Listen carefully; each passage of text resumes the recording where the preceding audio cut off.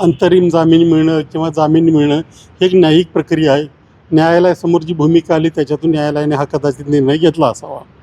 परंतु मी गेले अनेक महिने या सगळ्या प्रकरणाचा पाठपुरावा करतो आहे. म्हणजे पूजा केडकर प्रकरण असेल किंवा आणखी काही 22 अधिकाऱ्यांच्या विरुद्ध मी राष्ट्रपतींकडे केलेली तक्रार असेल आणि महाराष्ट्रातल्या काही अधिकाऱ्यांच्या संदर्भातल्या माझ्या तक्रारी असतील.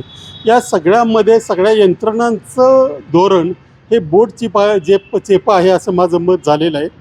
त्याचं कारण असं दिसून येतं आहे की जर म्हणजे पूजा केडकर तर बडतर्फ झालेली आहे, परंतु इतरही अधिकाऱ्यांवर जर कारवाई झाली किंवा ती प्रकरणं जर लॉजिकल एंडला गेली तर कुणी त्यांना मदत केली, काय मदत केली, कसं त्यांनी हा संपूर्ण चक्रव्यूह भेदला आणि पदं मिळवली, हे सगळं उघडकीला येईल. आणि विद्यमान जे अधिकारी आहेत, जे यंत्रणेमध्ये आहेत, त्यांचे काळी कृत्य उघडकीला येतील.